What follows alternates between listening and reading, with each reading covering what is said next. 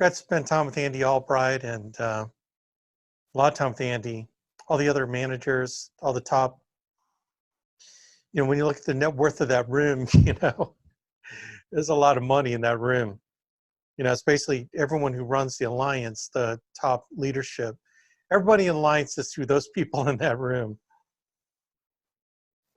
And man, I was jamming. There's something when you get around people that are like-minded, that want to win whatever it takes. It gets you really understanding the context of what you're doing, why you're doing it, what price you have to pay. And that's probably the interesting thing about going to a leadership like this, is that it really forces you to look at yourself and see, do I really want what I want bad enough? And do I really know what I want? And then when you look at what people are putting in terms of time, energy, and emotion, what they're investing, and you look at what you're investing in it, and it causes you to measure, am I getting what I want? Am I investing enough in it? And I think that's usually the struggle that each one of us has, is that idea of, what do I know what I want? And if I really want that bad enough, am I paying the price for it? One thing about in this business, I don't care if you want to be a $50,000 a year producer, or a $150,000 a year producer, or a $500,000 a year producer. There are sacrifices you're going to have to make. You don't go into that room, the room of success, without paying a price. And I think all too often, I myself compromise on what I'm willing to pay. Sometimes we compromise comfort. Sometimes we compromise, maybe I won't make it, our fear of failure.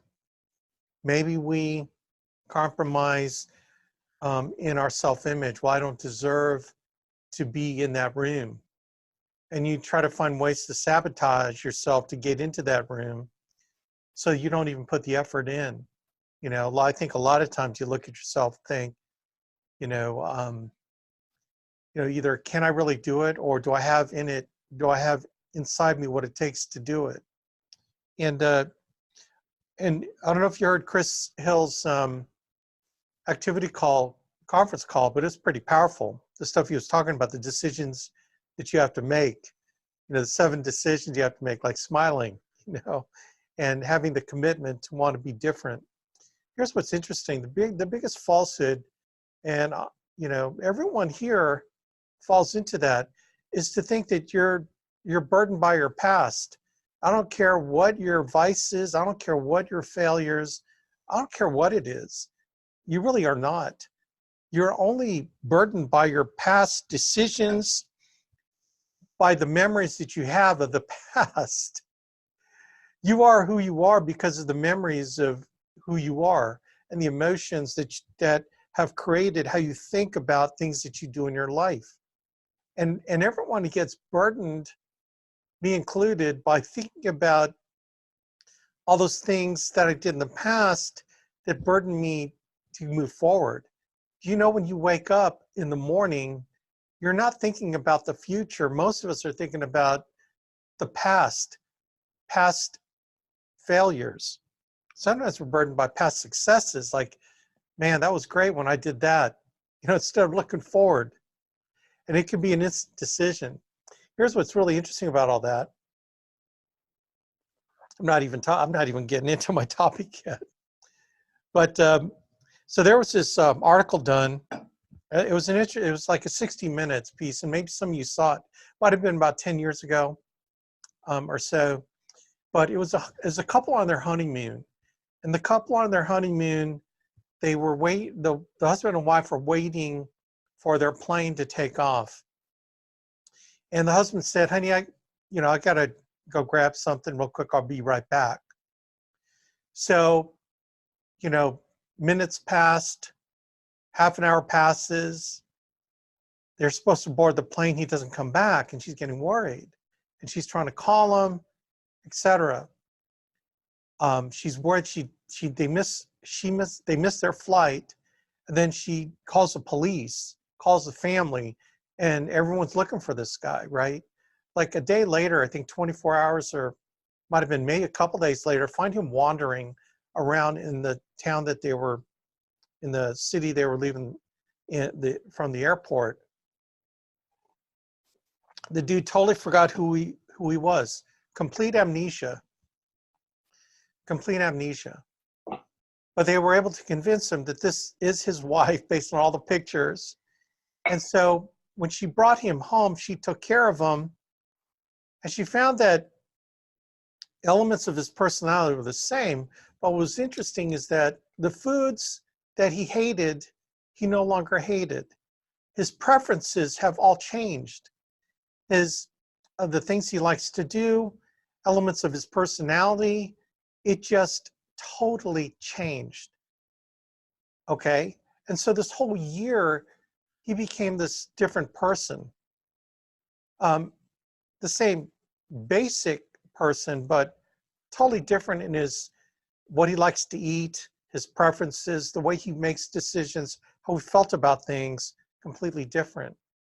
About a year later, something happened where it was something, I don't know if it's traumatic or whatever, but instantly he got his memories back. Instantly, he got his memories back and became the exact same person. He hated the same foods he hated before. But for that entire year, she got to know this different person. And then all of a sudden, that other person came back. So when you think about that situation, we are the summation of all our experiences and everything that we do and react to, all our fears and all our emotions have been solidified in the past. Up to age 35, everything up through age 35, boom, locked in. And you can change it, I can change it, but it can happen, it can really happen like that. Everything's this long thing to change. It doesn't have to take that long. It does not have to, it's a decision to take a different action. See, because when your emotions are locked into how you think about yourself in the past, you continue to repeat the same decisions you make because of the same emotional reactions. Like for some of y'all who are old, okay, like I see some of the gray hairs out there. You know, I got my gray hair, actually, more of my gray hairs are right here. You know, this is where I thank God that I got in the business when I was 39. I actually got into the Amway business when I was, 93? So I was 33. So when I got into business of really being an entrepreneur, I got in it early enough, right? Well, as you get older, you start locking yourself into a certain way of thinking, a certain way of feeling. And here's what I tell all my old people, okay? Like, I am old. You are too. And like, if you fit that category of being old, you got a lot more history, brother, sister, of overcoming the BS that happened in your life and all the stuff that has dragged you down and all the crap. You got more of that. So here's what happens. What happens when you start down the phone and you start running into crap, you start running into people that yell at you on the phone, you start going, oh my God, I'm starting all over. Yes, you are. Remember the part where you needed to get into something to change your financial situation? Like how many people willingly go into 100% commission? Only crazy people like us, okay?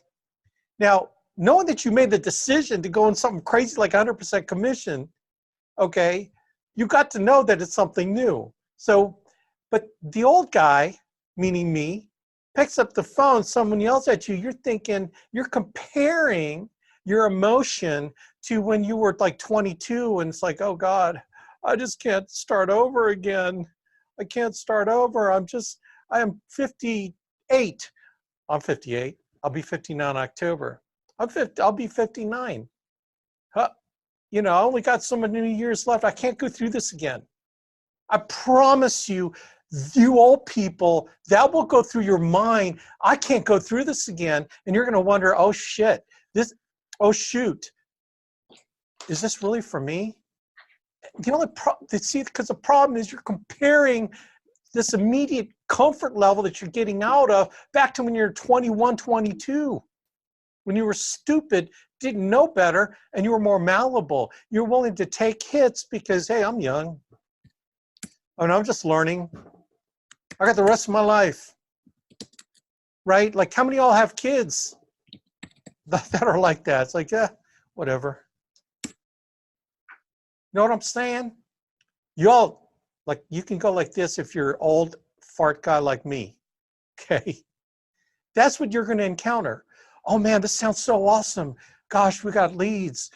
I'm going to be able to call people and everyone's going to want to sit down with me. And then I'm going to go to their homes and everyone's going to love me. I'm going to make sales. Oh man, this is so easy. And then reality hits where you call someone up. They don't remember the lead. We took care of it already. We're not interested anymore. I'm too busy. And then you hang up going, oh my God, what happened? I thought the script was supposed to work. Oh my God, the script doesn't work. Oh my God, this whole thing is a lie.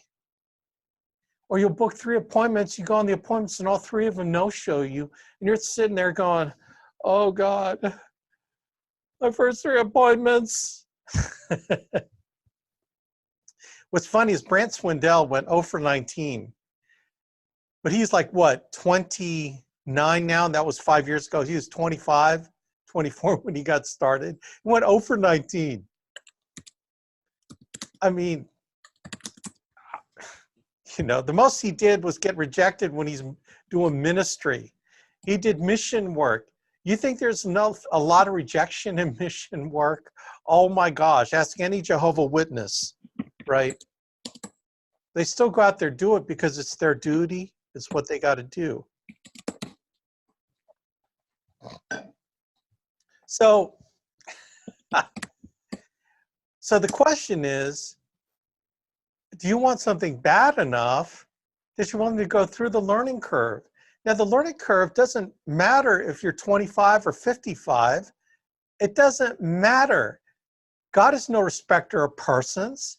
You just have to go through what Brent went through. You just are older. That's all. You may not have as much energy, but you know what? How many of y'all know old people that have more energy? What are they doing to have more energy? I think it's an attitude, mindset, it's their health. They take care of their health. You know, I just realized this something kind of was interesting. An interesting realization. So I know I'm getting off. I'm going off now. I'm going off now because my heart's full coming from this leadership retreat. Okay.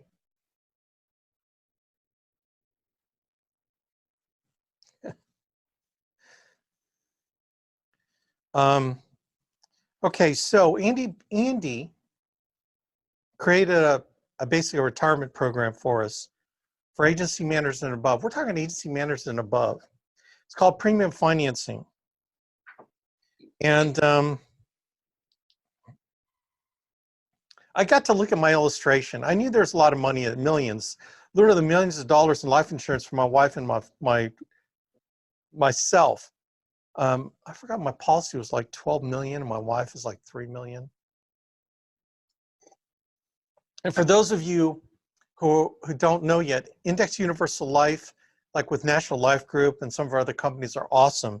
It's a tax-free retirement program, okay? So we're talking about putting a bunch of money into an Index Universal Life so that the cash value grows tax-free, and then you can access the money tax-free in the future through policy loans, okay? And it becomes an interesting, when you talk about premium financing, so instead of you funding it, you borrow money from a bank to fund it.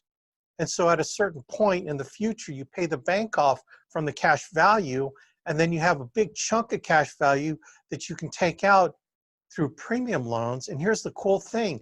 When you take that money to pay the bank off, that money is still in there in the policy earning interest.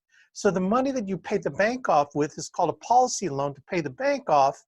Okay, and this is 15 years from now. This is fascinating. So you borrow money from a bank, put it in the first 10 years, and it's growing cash value, and then you let it sit in there growing interest for the next 5 years. Then you take the cash value out of that, pay the bank off. You've got the rest of this monster cash value, and the money that you paid the bank off with, okay, still you earn interest on it. And then your family, you can start pulling out policy loans tax-free, okay? This is massive. No one in the industry has done this except for the Alliance. All the other IMOs out there that pretend to do what we're doing, that have hierarchy organizations, have not done this except for Andy Albright, right? I call it the golden handcuffs. All you got to do is go agency manager. How hard is that? Like, oh my gosh, man, it's ridiculously simple. So let me tell you, so I was looking, I knew it was big. I didn't think about it because I knew it's like, hey, this is awesome. I'm building my business anyway. I'm still going to earn income on my group anyway. This is sort of icing on the cake. Thank you, Andy Albright. I'm grateful. Okay, but then I had the chance to finally look at the illustration. I mean, I know it's good, but I didn't look at the details. Let me go look. I want you to know this. I want you to know this because it's really informing the way I'm thinking about things right now. The decisions I'm making. Okay, so Andy's putting like $800,000 a year for the next 10 years into my policy. So he's got enough credit to qualify. I'm paying nothing. Okay, did I say that yet? I'm paying nothing for this. Everything my sweat equity is what paid for this. He's paying all the premiums for it. Okay. Okay. All right, so this policy, okay, so what happens 15 years from now when I'm 73? When I'm 73 years old, we're going to pay the bank off. Okay, it's like $9 million out of my cash value. $9 million is coming out of my cash value. And this is my yearly income. Okay. I should read this stuff more, but I don't. Okay, so you're 17. When I'm 74, I'll have 610,472 of tax-free income. The next year it's 643,315. The next year is 677,925. The next year is 714,398. Okay, when I'm 78, 20 years from now, it'll be 752,832. Not 793, 335, 836, 836,000, 880, 928, right? And on top of that, my kids will get over $1 million of insurance.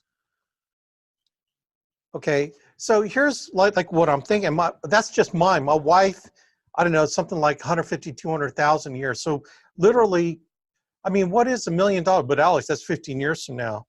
Okay, tell me what you're doing that you didn't pay any money for, that you're going to have a tax-free retirement of about $1 million a year between you and your wife, right? And all you did was help build a company, help go agency manager and above, and create a business. Like, what are you doing right now that can get you that? This is what he's doing for me. And I'm thinking,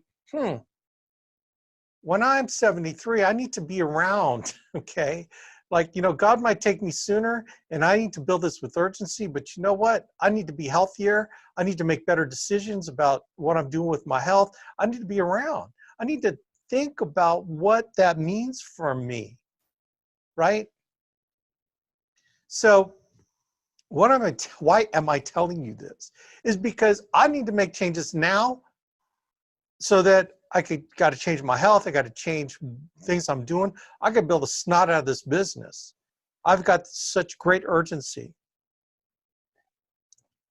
So even I can change, right? I'm 58. I'm going to be 59. And I've got some changes to make. And I'm going to make these changes because I've changed what it is I want, and I've changed why I want it, and now I've made a decision.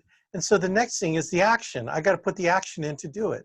Now, some of you are on this builder's call because you want to build a business. Okay, well, okay, you're going to spend an hour with me. Well, yeah, I'll be probably ending at noon. And so the question is, why waste an hour with me if you don't know what the heck you want? Because if it doesn't start there, where does it start? Like, why would you go through all the crap of dealing with crazy people? Why would you go through the crap of getting on the phone and getting rejected? Right? I mean, why? Because it's not fun. It's uncomfortable. You're old. Can you still handle it? I don't know, man. Only you can make that determination. See, the thing is, I've grown up in the business since I was, 39, I got into the insurance business, 33 when I got in the Amway business. And I know I can change like that. I don't care how old I am. I know I can change. I've done it. I've seen the past where I've made instant decisions and I've changed. Like when Ginny was diagnosed with cancer. Okay, I made an instant decision. I changed the way I look. I changed what I did. My recruiting has amped up big time. I've made action changes instantly. And now I'm seeing the effects of my business. Like some of y'all are the result of me making that decision, right? Because you're here. You know what I'm saying? So, like, what do you want? What do you want and how do you get it? How you get it is simple. It's make the decision and put the decision into action regardless of how you feel about any of it. Take the emotion out. Anyway, that's one of our biggest questions Andy put together for us. What do we want and what do we have to do to get it? Number one, what are you going to take? What are you going to do? What are you going to do to sacrifice? You're going to have to sacrifice something, man. You got to sacrifice something. That's the hard part. People forget the road to the cross was on the road of Calvary. It's funny how people don't, they love the part where Jesus rose from the dead. Oh, Jesus rose, woo, we're fired up. By his stripes we are healed, right? But you know what? Part of that road is us carrying the cross too. Carrying our own crosses, man. Embracing suffering. It's like, why do people like the health and wealth gospel is like so attractive? The part that people forget is the suffering you have to freaking embrace in order to get there. How are you going to change without suffering? Right? Grace only comes from suffering. All the crap you're going to go through. Oh, I'm not ready for that, Alex. Well, then, I don't know what to tell you, man. This ain't easy. It's not supposed to be easy. This life was not supposed to be easy. You know who screwed that up was Adam and Eve. Screwed that part up. So now we got to work. If you don't work, you don't eat. And for the people that can do the hard stuff, all the good stuff will come as well. So there's joy in the suffering too. It's not an either or proposition. There's joy in going through it. Do you understand how powerful that is when you think the joy is in the journey, not the destination, right? So it's decision away. It's a decision away. But you got to know what you want. What are you willing to give up to get what you want? You want a better life for your family? Show me, don't snow me. Well, Alex, I love my children. I want to give them a better life. Okay, then how come you're not dialing $300 a week? Well, see, that's the part that screws you up is the excuse. Well, excuse. Instead of saying, I take responsibility, I'm messed up, okay? I'm going to do $300 next week.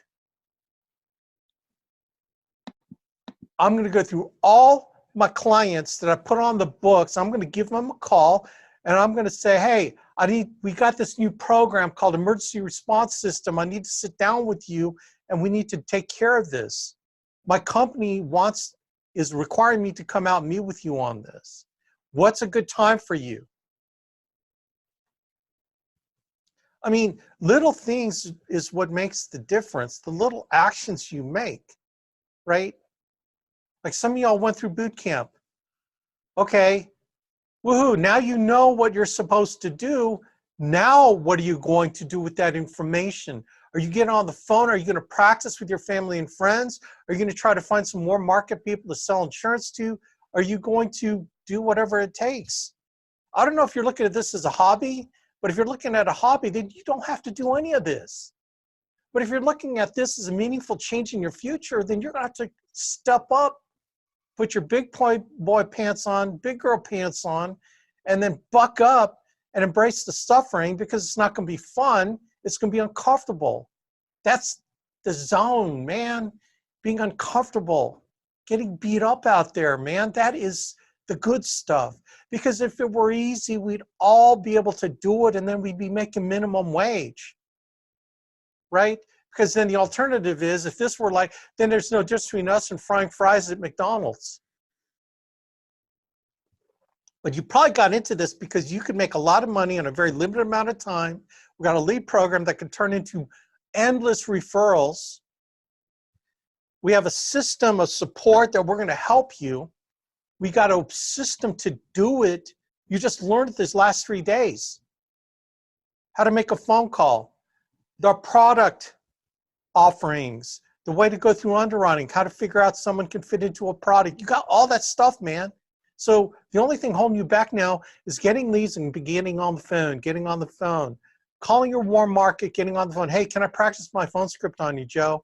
Man, we've been friends for 30 years, man. Just give me a little grace and help me work this out, because you're my friend. Hey, Joe and Mary, I'll bring over the pizza. Can I practice my in-home appointment with you?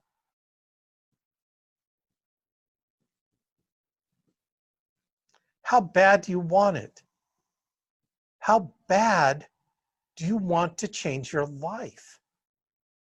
The changing of lives happens every minute of the day when you make a decision to change what you were doing, to change what you are doing, to change your future.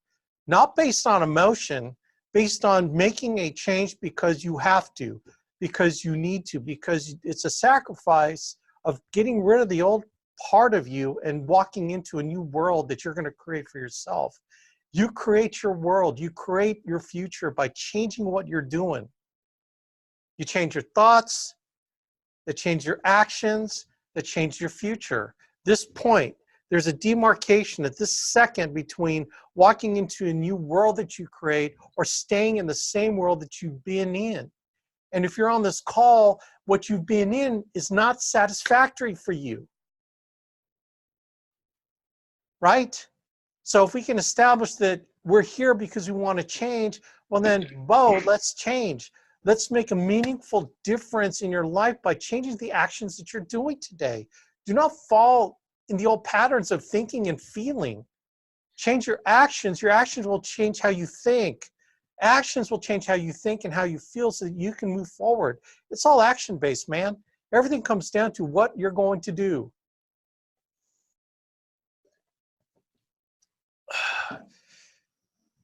What I'm going to do. So usually, I'm speaking to me. You think I'm speaking to you. I'm speaking to me. I'm firing myself up. Who's on here? Look at the chat line. I'm feeling better, 60. That's right, man. I am too, man. I am too. Okay.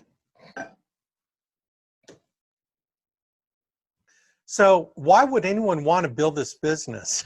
Well, let me answer that for you. You build the business for the results it will give you. The results it will give you, you put in what those results will buy for you, for your family. having an ongoing residual income that you don't have to actively, like where it's trading hours for dollars. Because selling life insurance is trading your hours for money to come to you. You're trading hours for dollars. Okay. Building a business will create a lifestyle where you build a business, you get the flywheel going. Once you put that tremendous energy in getting the flywheel going, it starts moving. It's creating a tremendous amount of energy to overcome the inertia of not having residual income coming in, and putting a bunch of energy to get the ball moving, the cement wheel moving, so that once it's moving, it creates inertia. And once you get that inertia going, you can't stop it. As long as you keep pushing, pushing, pushing.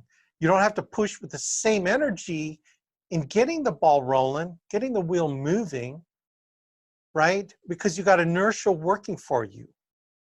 That which remains at rest will tend to remain at rest. That which is in motion will tend to remain in motion. How many of y'all remember your high school physics class, man?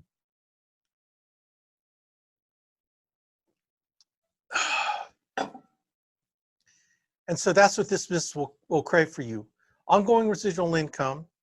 You got to keep putting energy into it, but not the energy at getting it going, so that the money keeps coming in. So I don't know if how old you are, but if you hadn't put a lot of money in retirement, then brother, you got to get moving.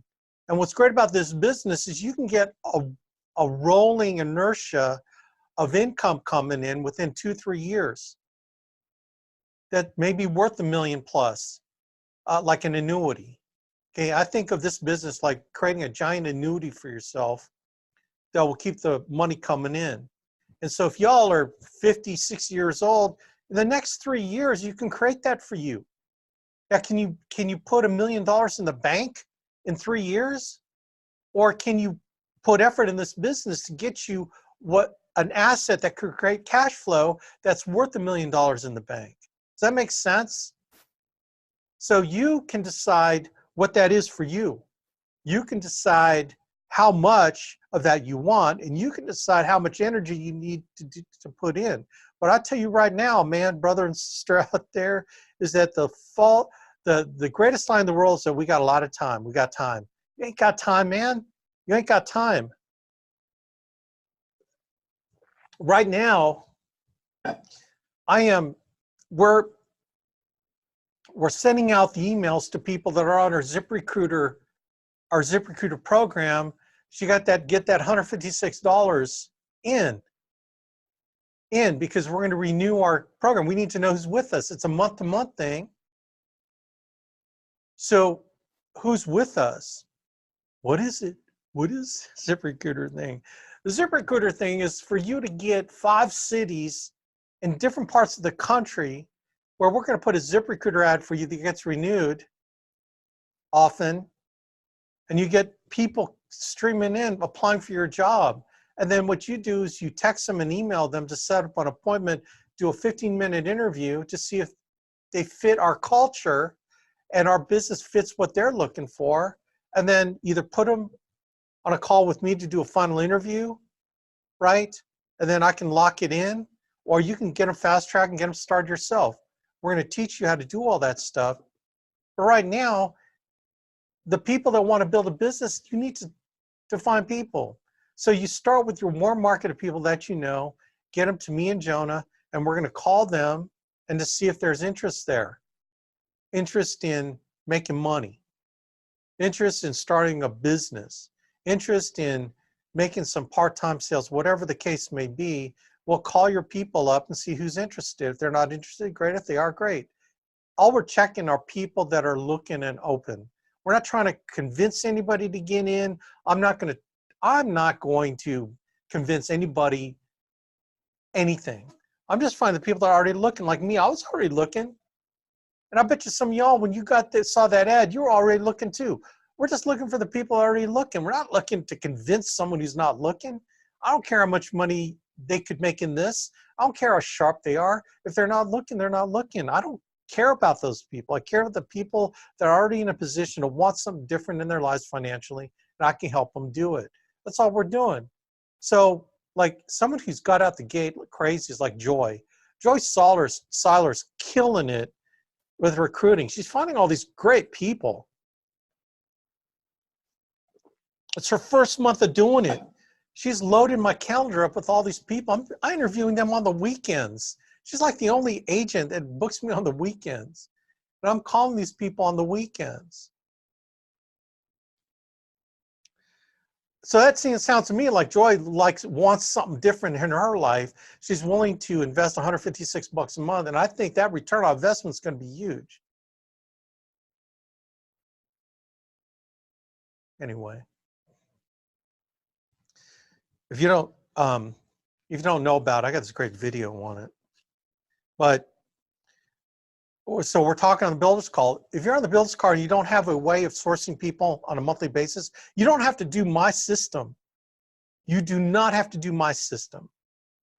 But if you have another system of sourcing people and getting them into the mix and getting them into our culture, getting to hotspot meetings, then let's do that. But I'm trying to make it easy for you to get in to learning the habits of recruiting. By the way, which you never get out of. I never stopped recruiting when I got in this business. Okay, never. Now, there are times where I've amped it up real high, and there's times that I've just kind of kept it going a little bit. You know, now I'm amping it up high. By the way, man, if you're recruiting 5 contracted agents a month, you've already put yourself in the elite category because hardly anybody's doing that in the alliance. It's insane. If you're up to 10 a month of contracted agents, you are at the elite because there's only 5 of us that are averaging that per month. 10, that's it. But if you average 10 a month, man, lickety split, you'll be at 200 grand without even blinking within the next year.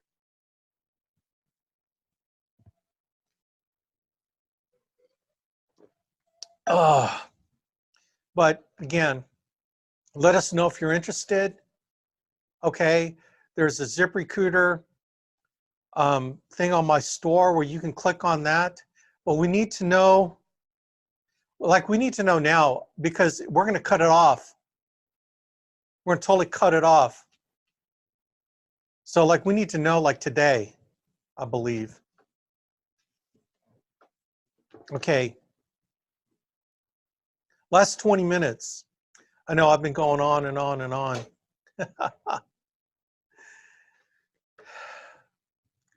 This is a book called Relentless. This book rocks. It's the guy that Tim Grover, who is kind of the sports psychologist for top professional athletes like Kobe Bryant. And this is like a no holds barred. The other book, Culture Solution by Matthew Kelly, talks about culture. It's a great book, and this book's a little bit harder core. Okay. This is kind of the 4-letter version of Culture Solutions, the 4-letter word version. Okay. I'm going to read some excerpts out of this. This is like hardcore. Alex, you have a video on how the ZipRecruiter program works. Yes, I do. I'll send that out. I'll send it out to everybody.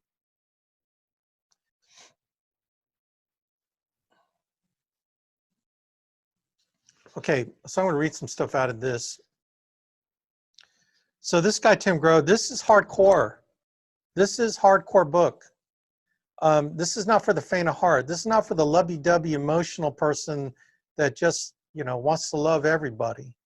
Okay, actually it is for that person, but there's the other side of that person that is relentless about loving people. Okay, Christ was relentless about loving people to the point where he gave his life, right? We're talking, the dark side. It's not really dark. He calls it a dark side. I don't look at it as being dark. It's sort of that aggressive, if you want something bad enough side. How if your children were in danger, you'd give your life for them. You would kill someone before someone would take the life of your child, right? We're talking about that.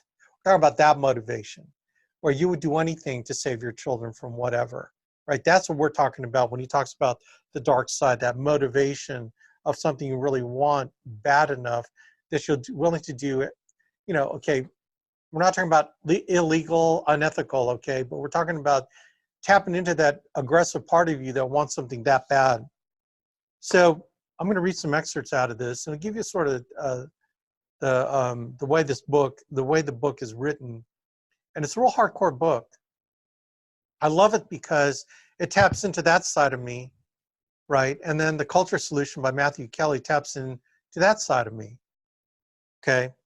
He says, success is about dealing with reality, facing your demons and addictions, and not putting a smiley face on everything you do. I love that part. If you need a pat on the back and a good job to get your ASS off the couch, this is not the book for you. This is not the, oh, you can do it. Oh man, you're going to be awesome. I believe in you. That's not this book.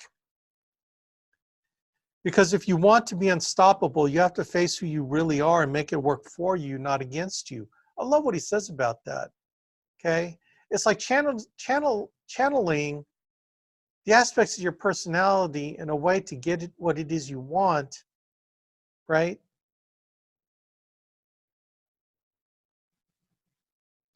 If you're aiming to do the best of what you do, you can't worry about whether your actions will upset other people or what they'll think of you. You can't, man. Remember that in the TWC and the decisions you make,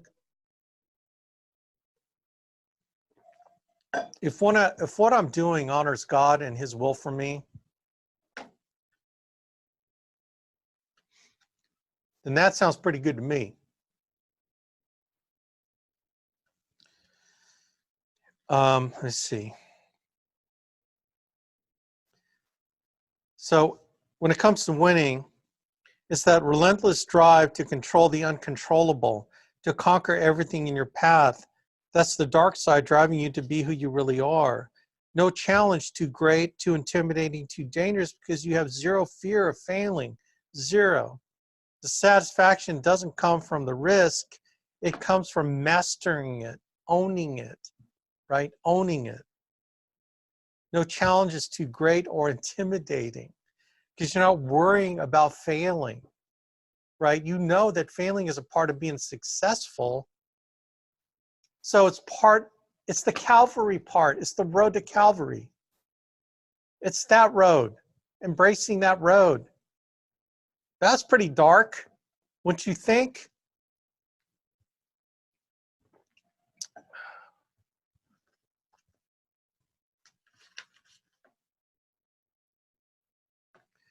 The dark side doesn't have to be sick or evil or criminal. You can be a good person and still have this one part of you that remains untamed. Think about your classic superheroes, Spider-Man, Superman, Batman. They all fought for good but lived dark lives. The darkness is simply the part of you that doesn't see the light of day. It's internal until you act on it. It's inside you. It's internal. Like you guys have not seen, well, some of y'all have seen this. One dark side of me is that emotional temper, the temper I have inside me. Some of you have seen it unleashed a little bit. You have no idea where that goes for me. It's very deep. My temper is right. It can be smoldering. It can just, you know how you bite your lip? I have this thing where I bite hard. When I'm talking to certain people, I want to go off on them because they're talking ridiculous stuff about themselves. And I bite hard on the inside of my lip. That's why I have calluses in there, because that's how I stop from going off on people when I think they're so shortchanging themselves. And I want to yell at them and shake them into reality that they can be so much better if they decide to change the actions of what they're doing. But they fall into destructive behavior, which is like, golly, man, why? And I just bite it that hard. That's how I kind of control that rage. And that's the dark side he's talking about, is challenging that rage into action that goes nuts, right? I love that when he says it on this. It's all internal until you act on it, and you only act on it in private or with others you trust to keep your secret, okay? This is pretty cool how he's a psychologist. This is part Andy, page 157, that Andy just kind of pulled out.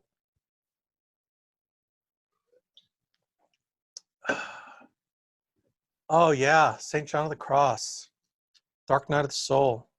You know what? Mother Teresa went through that. Have you read that, Patrick? You should. If you read that book, you should read Mother Teresa's book, Dark Night of the Soul. I have it. I know I have it in this office. I'll tell you what. Here's powerful. When you think about, okay, so some of y'all who've not read it, some of these saints, St. John of the Cross and like Mother Teresa, St. Teresa Calcutta, you think that these saints are so spiritual. You know, they hear God, they actually talk to God. They have this relationship that's beyond anything I can comprehend. But then they went through a dark night of the soul. They went through a point where God, they didn't get any manifestation of God talking to them. And we're talking to people that were getting visions, like Mother Teresa had visitations. She was talking to Jesus, you know. And then there was like 15 to 20 years where there was nothing, no feedback, no feeling like God was there. But her faith was truly that God is there. And everything about her faith was God is there, but he is not talking to me. And they maintained their faithfulness through this dark night of the soul.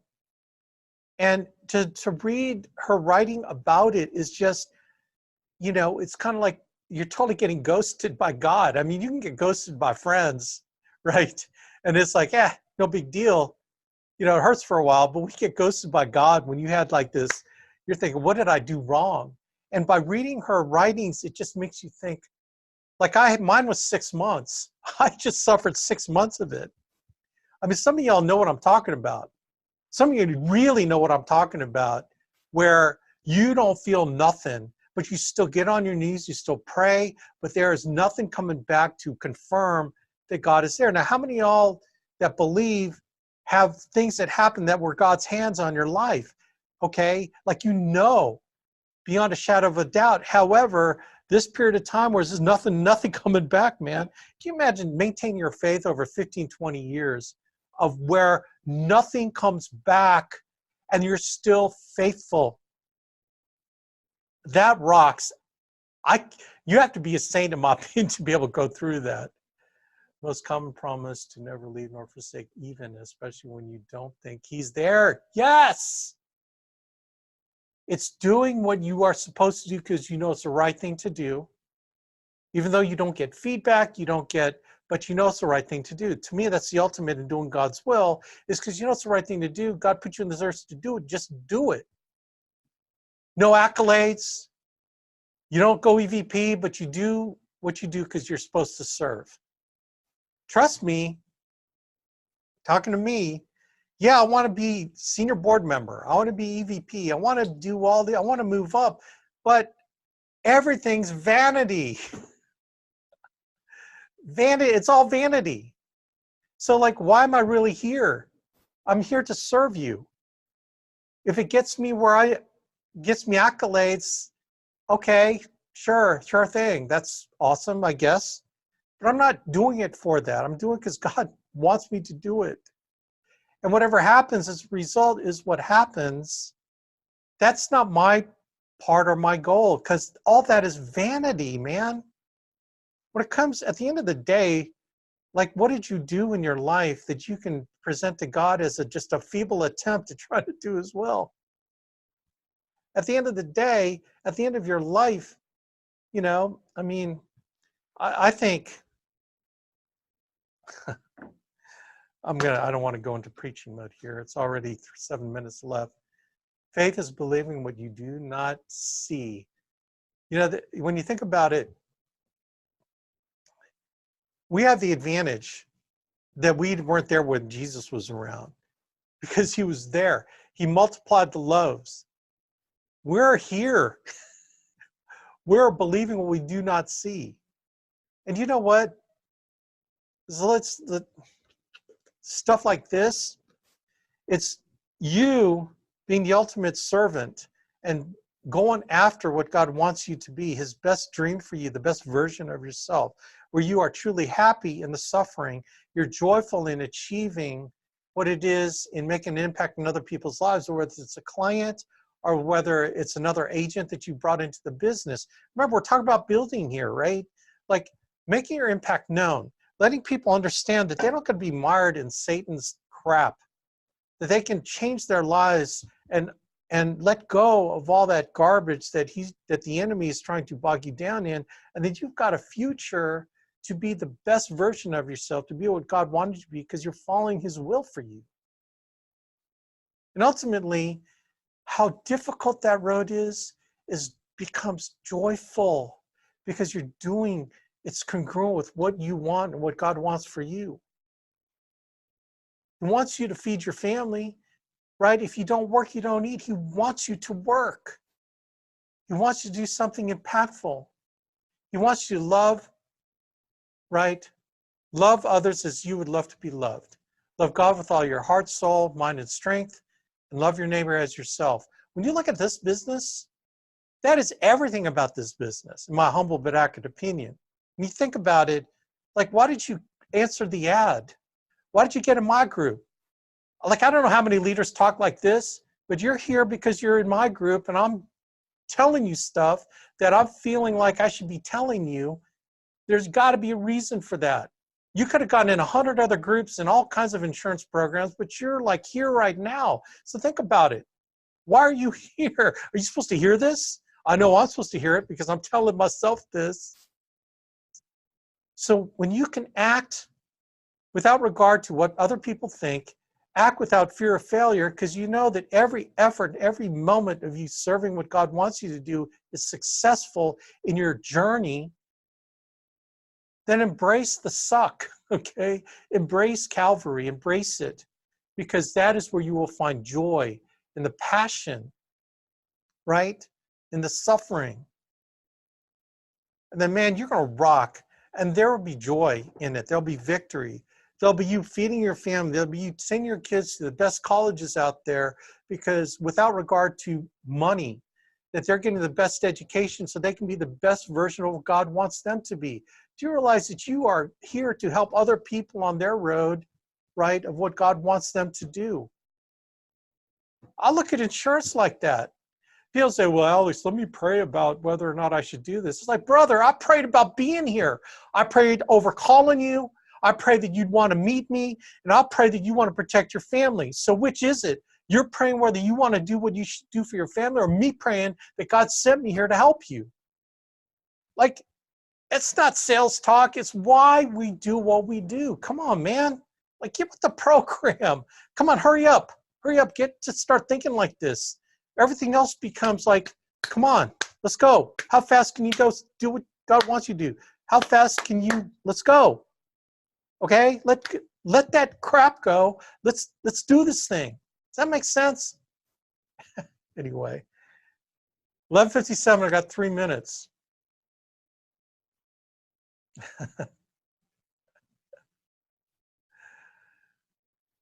All right. If you are into ZipRecruiter, just email me. I'll send you out the video on that. But anyway, look, gang, 24, that's pretty good. I am doing this because, because I love God. I was in church this morning on my knees, like, Lord, help me. Help me become better for these people.